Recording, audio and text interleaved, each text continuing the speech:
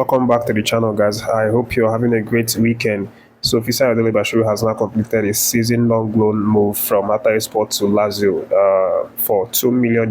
He had his medical this morning, passed it, and obviously signed the contract. And the club has now announced him officially on their social media that he's now the latest player for the club, and he's going to be, playing under Hugo Tudor this season. The coach is a new coach who was appointed, I think, in March after Sarri had to resign, from the club. And the deal, although it's a loan deal, but it's a compulsory buy, after the first loan season, and Lazio are going to have to balance after his for an extra €4 million to keep the man for on a permanent basis.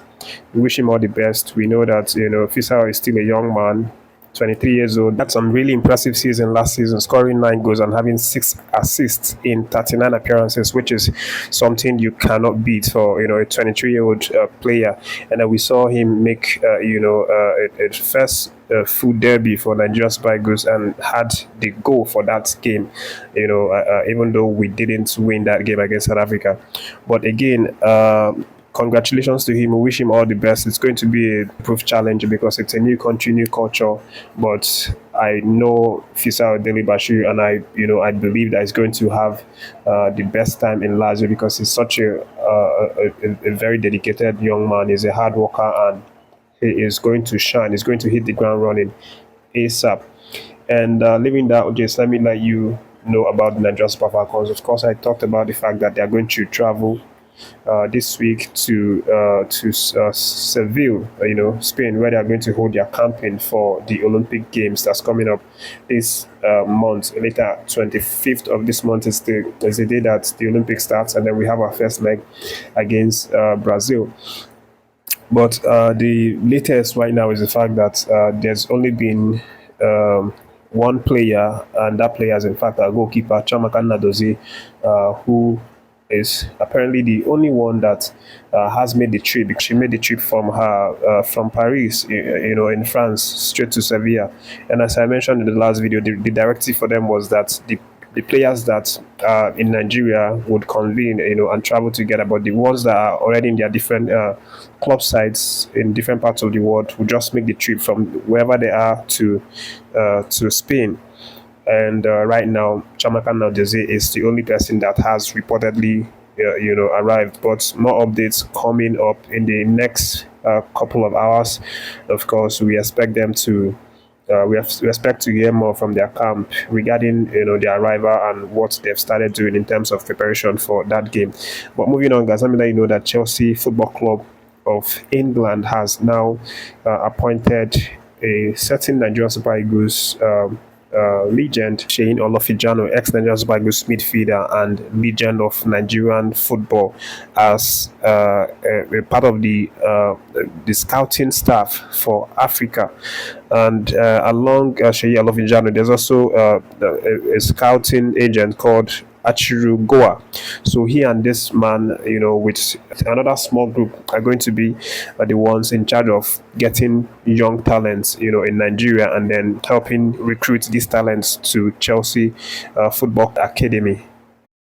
Of course, this is something that we love to see because obviously it gives our young stars in Africa, not only in Africa but specifically in Nigeria, the opportunity to actually be discovered, get known, and then hopefully even sign from a young age, sign to Chelsea Academy, and that kind of a thing. So it's definitely a good news for Nigerian football, and we hope that through Seyi's new appointments, that lots of young talents are going to be discovered and obviously join the Chelsea Academy and then develop from there and then go on to become pro football players that the world will love and respect. Moving forward beyond that, just let me let you know that Coach Rohr has now expressed a huge confidence in his Benin Republic team that they can actually beat Nigeria over and over again as the new draw comes out for the 2025 AFCON qualifying games. Of course, we talked about that in previous video. We are in the same group as Benin Republic, and then also Rwanda, and then we have Libya. These are the countries that are going to be slugging it out for the top spot position in the Group D of the AFCON 2025 qualifying games. And Coach Rohr is very confident that since his boys beat us the last time in the FIFA World Cup qualifying rounds, that it's something that they can do over and over again, whether it's in the FIFA World Cup qualifying games or in the AFCON qualifying games. And of course, now that with this new draw, it means that we are going to play them home and away for the AFCON 2025 qualifiers, and then we still have an outstanding leg with them in the World Cup qualifying games.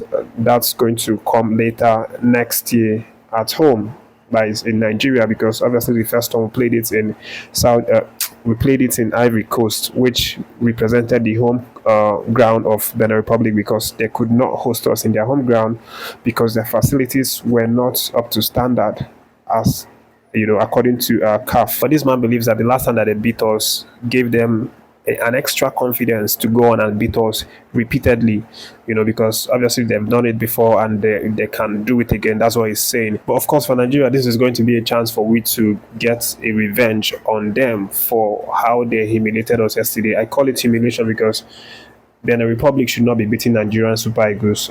I know it's a 2-1 scoreline. It's not, the margin is not that much, but it's a disgrace, for Nigerian Super Eagles to fall by at the hands of Benin Republic. So it's a chance for we to revenge on these guys, win them home and away, and even win them in the returning leg of the World Cup qualifying games. But moving on to the next gist, let me let you know that Onuachu's Ekong has now returned full time. For the first time since February, when he played in the finals of the AFCON 2023. And after that, he had an injury. He obviously had an injury, so he was playing through injury up until the final. But after the competition, he had to go for a surgery, and ever since had been healing, through different stages and processes of rehabilitation. And before we played that last competitive game, he recovered but had not fully played any competitive match as at that time. But right now he has completed his first competitive game in a friendly match with his Poke side as they thrashed AEK Lanaka 2-1. Ekong obviously playing a huge part in that game to see that his club, earned that victory for their pre-season. Great to see this keeper back. Of course, it's going to be very important for us going forward as we expect to play more games in September. And then for the last, just let me let you know that Paul Onuachu has now, interest. The Fenerbahce coach, Jose Mourinho.